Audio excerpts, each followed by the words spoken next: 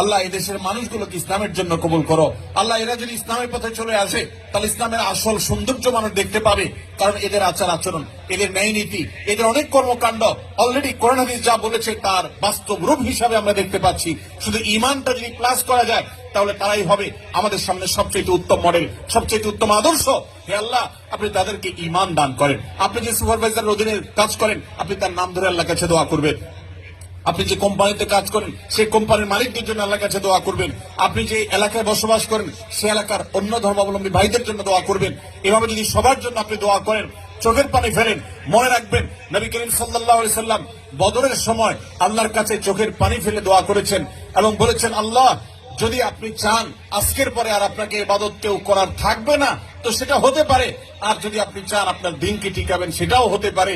আল্লাহর কাছে ফরিয়াদ করে তিনি হেদায়েতের সাফল্য, দ্বীন এবং ঈমানের সাফল্য তিনি কামনা করেছেন। আমি আপনাদেরকে উদাত্ত আহ্বান রাখতে চাই, আপনারা সবাই যার যার জায়গা থেকে আপনাদের দোয়াগুলোতে আমাদের এই কোরিয়ান ভাই বোনদের জন্য, এদেশে বসবাস করি অন্য ধর্মাবলম্বী ভাই বোনদের জন্য দোয়া করবেন। আল্লাহ যেন তাদের সবাইকে হেদায়েত গ্রহণ করার তৌফিক নসিব করেন।